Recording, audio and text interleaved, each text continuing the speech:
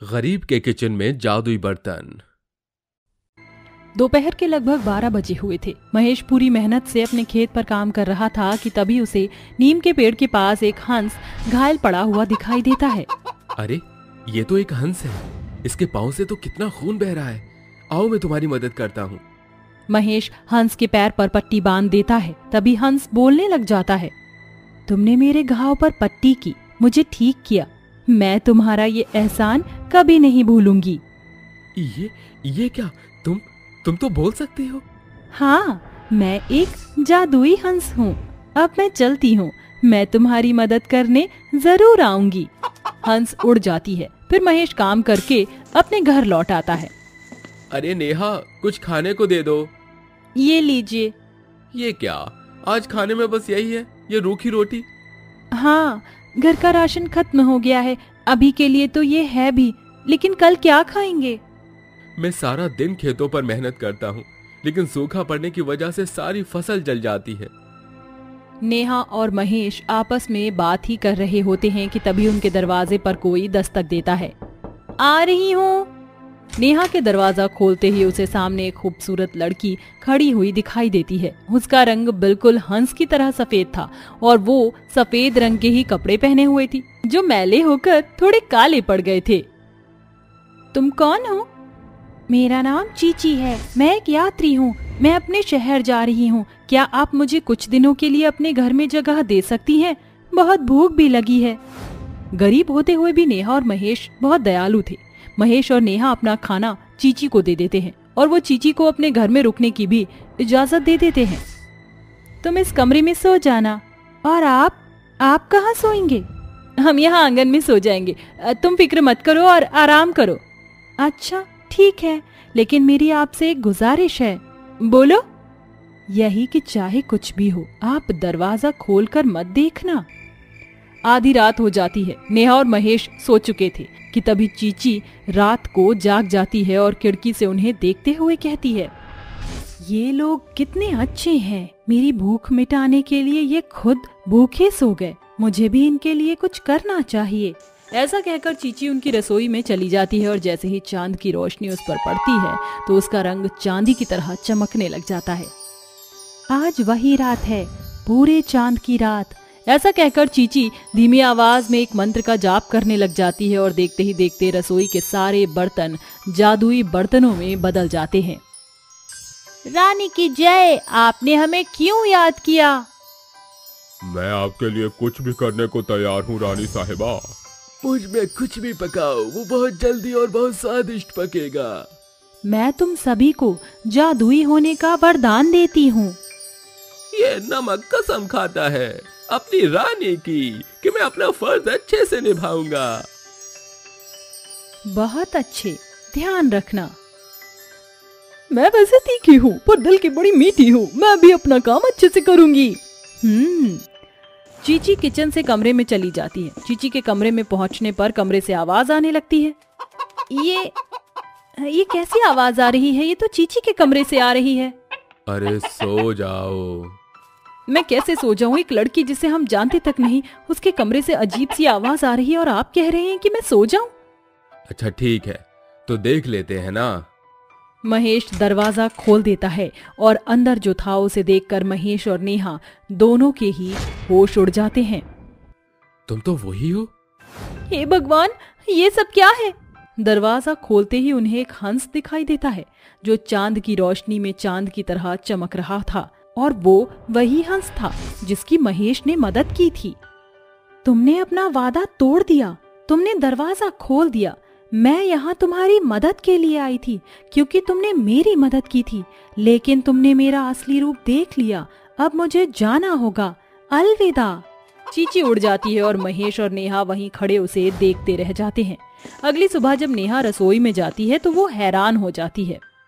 अरे ये क्या, कल तो यहाँ एक अनाज का दाना भी नहीं था और अब तो पूरी रसोई राशन से भरी हुई है। ये सब कैसे हुआ? तभी एक पतीली हवा में उड़ने लग जाती है और नेहा से बोलती है, स्वागत है जादुई रसोई में, आओ मैं तुम्हें इसकी सैर कराऊं। मैं हूँ जादुई चम्मच, सबका दुलारा, मुझसे कुछ भी पकाओ वो बहुत स्वादिष्ट बनेगा। मुझ में पका खाना कभी कम नहीं पड़ेगा, चाहे पूरा मोहल्ला खाए। मैं हूँ नमक, सभी चीजों का स्वाद और खाने की जान। इसी तरह सारे बर्तन एक एक करके अपना परिचय देते हैं। नेहा और महेश अपनी नई रसोई से काफी खुश होते हैं। ये सब अचानक से कैसे हुआ? ये हमारी हंस रानी को खुश करने का इनाम है, हम आपकी हर तरह से मदद करेंगे। अरे वाह, ऊपर वाले की हम पर कृपा दृष्टि है। बड़ी भूख लगी है नेहा, जल्दी से हमारी जादुई रसोई का शुभारंभ करो। हाँ जरूर, क्यों नहीं। नेहा जादुई रसोई से ढेर सारा खाना बनाती है और महेश और नेहा भर पेट वो खाना खाते हैं। एक दिन नेहा अपनी सहेलियों को रात के खाने पर बुलाती है। आओ आओ आओ मेरी सहेलियों। क्या बात है नेहा, अचानक ही रात के खाने पर कैसे बुलाया? ऐसे ही, हम बड़े दिनों के बाद मिल रहे हैं। सही कहा, तुम बैठो, मैं तुम्हारे लिए कुछ खाने को लाती हूँ। नेहा जादुई रसोई से ढेर सारे पकवान बनाती है। पकाओ पकाओ, खूब पकाओ, कितना भी पकाओ कम नहीं पड़ेगा। जानती हूँ। नेहा खाना बनाकर अपने दोस्तों के आगे रख देती है। अरे वाह, कितनी अच्छी खुशबू आ रही है, अब सब्र नहीं होता, चलो खाते हैं। खाना खाते ही नेहा की सहेलियों का मन खुश हो जाता है। खुशबू जितनी अच्छी है, खाना तो उससे भी कहीं ज्यादा अच्छा है। ऐसा लग रहा है जैसे इस दुनिया से अलग ही मसालों से तैयार हो, एकदम जादुई स्वाद, मजा आ गया। नेहा, तुझे तो अपना ढाबा खोल लेना चाहिए। मीरा के ऐसा बोलने पर नेहा को भी उसका ये आइडिया पसंद आ जाता है और वो इस बारे में महेश से बात करती है। सुनिए, मैं सोच रही थी क्यों ना हम एक ढाबा खोल लें। लेकिन अचानक? हाँ, हमारे कमाने का भी एक अच्छा जरिया हमें मिल जाएगा, आप क्या कहते हैं? ठीक है। अगले दिन नेहा अपने घर के बाहर ही छोटा सा खाने का स्टॉल लगा लेती है। सभी गांव वाले नेहा के हाथ का खाना खाने वहां आ जाते हैं। नेहा सभी को खाना देती है। अरे वाह, ऐसा खाना तो मैंने आज तक नहीं खाया। अरे वाह, कहीं मजा आ गया नेहा बहन। देखते ही देखते नेहा का एक छोटा सा ढाबा एक बड़े होटल में बदल जाता है। अब महेश और नेहा के दिन पूरी तरह बदल गए थे। अब तो उनके पास बड़े बड़े होटलों से खाने के ऑर्डर भी आने लगे थे। नेहा अपनी जादुई रसोई के साथ पूरे दिल से मेहनत किया करती थी। हमें इस जादुई रसोई ने कितना कुछ दिया है, हमें इसका शुक्रिया अदा करना चाहिए। हाँ बिल्कुल, तुम्हारा बहुत बहुत शुक्रिया। ये तो हमारा फर्ज था, हमने अपनी रानी को दिया हुआ वचन निभाया है और आगे भी निभाते रहेंगे। इसी तरह महेश और नेहा की अच्छी नीयत और साफ दिल उन्हें ऊंचाइयों पर ले आई। इसीलिए तो कहते हैं कि कोशिश करने वालों की कभी हार नहीं होती।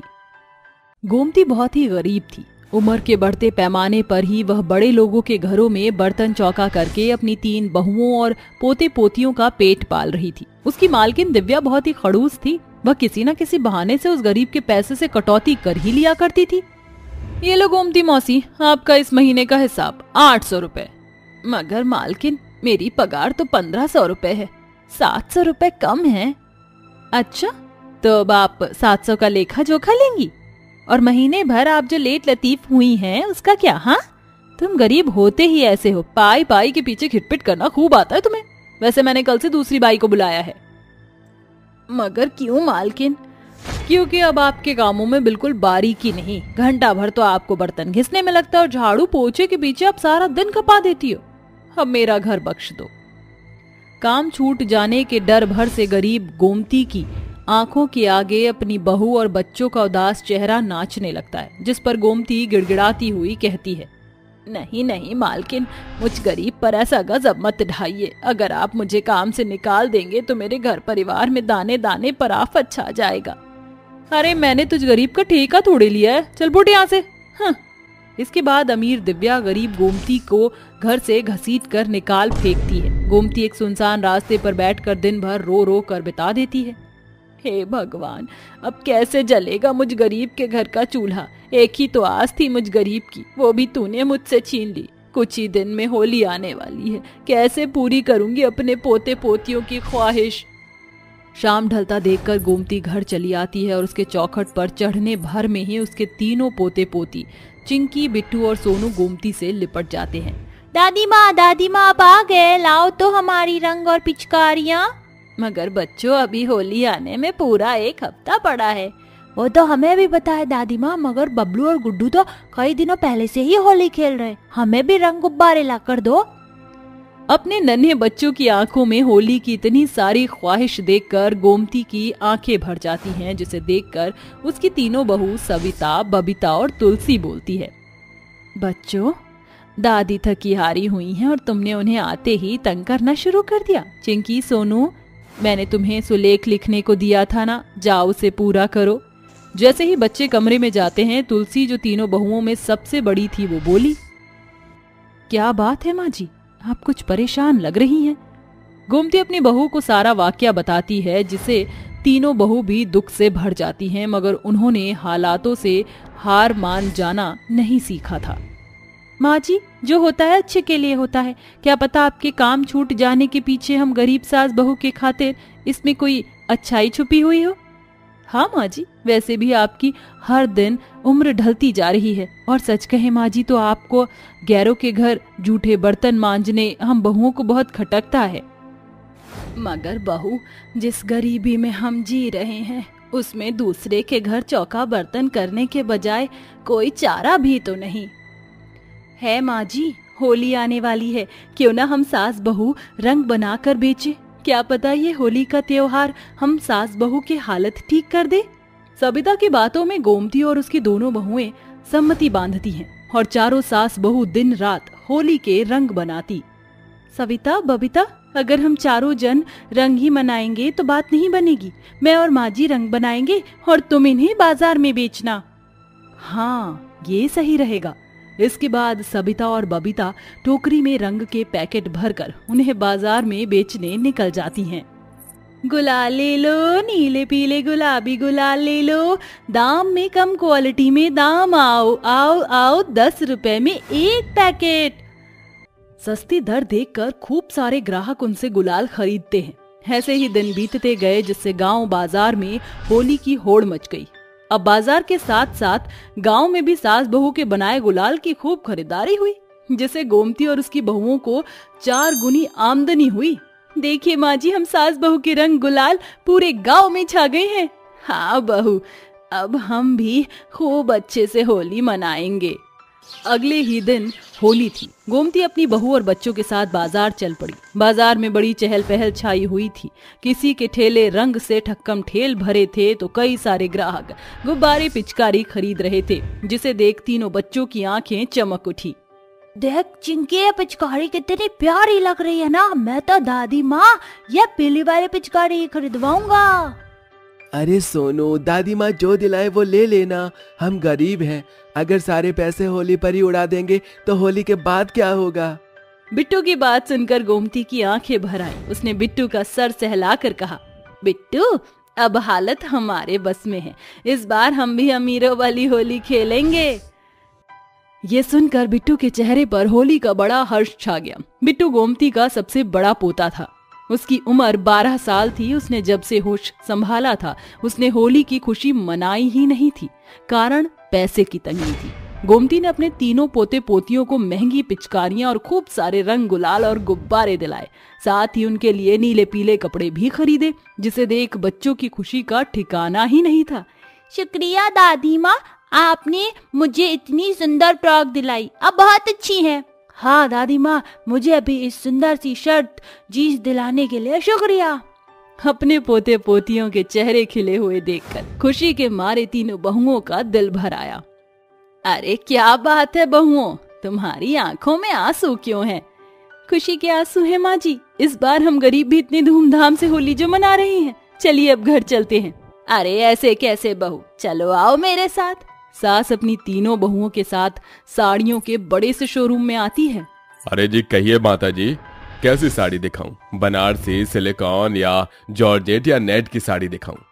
ऐसी साड़ी दिखाओ जिसे पहनकर मेरी बहुएं सबसे सुंदर लगे। दुकानदार गोमती के सामने बहुत सारी सुंदर सुंदर साड़ी दिखाता है। तीनों बहुएं साड़ी पसंद कर लेती हैं। खरीदारी खत्म होने के बाद सभी घर आते हैं। अगली सुबह तीनों बहुएं जल्द जाकर होली के उपलक्ष्य के घर द्वार बहार कर नहा धोकर होली के पकवान बनाती हैं। बबीता, जाकर आंगन में रंगोली बना दो, मैं और तुलसी भाभी बाकी का पकवान बना लेंगी। जी ठीक है। थोड़ी ही देर में गोमती रसोई में आती है। तीनों बहुएं गोमती को गुजिया खिलाकर उसका मुंह मीठा करती हैं और उसे रंग लगाकर होली की बधाई देते हुए सास के पैर छूती हैं। होली की बहुत बहुत बधाई हो माँ जी। तुम तीनों बहुओं को भी होली मुबारक हो बहुओं। उस पल सास बहू की आंखें भरी हुई थी। तभी गोमती के तीनों पोते पोती पिचकारी में रंग भरकर दादी को भिगोते हैं। हैप्पी होली दादी माँ। हैप्पी होली मेरी आंखों के तारों।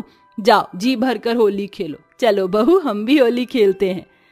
माँ जी हम होली खेलेंगे मगर हमारे घर आंगन में होली की होड़ मची हुई है। मगर हमारे गांव के कई घर ऐसे हैं जहां होली की खुशी नहीं बल्कि गरीबी और गम का माहौल छाया हुआ है। हमें होली की ये खुशी उनके संग बांटनी चाहिए। हाँ क्यों नहीं, भगवान ने हम सास बहू की बिगड़ी बनाई है। अगर हम किसी की खुशियां खरीद सकते हैं तो इससे अच्छा क्या होगा। इसके बाद गोमती और उसकी बहुएं अड़ोस पड़ोस के सभी घरों में पकवान मिठाइयां और रंग गुलाल बांटती हैं। जिसके बाद आखिर में वह खुद भी खुशी खुशी रंगों भरी होली खेलती हैं। गोमती और उसकी गरीब बहुओं ने कहाँ सोचा था कि होली का ये पर्व उनके बिगड़े हालात बना कर जाएगा, जिससे वह खुद भी अमीरों जैसी होली खेलते हैं, साथ ही गरीबों के होली के त्योहार को भी खुशियों के रंग से भर देते हैं।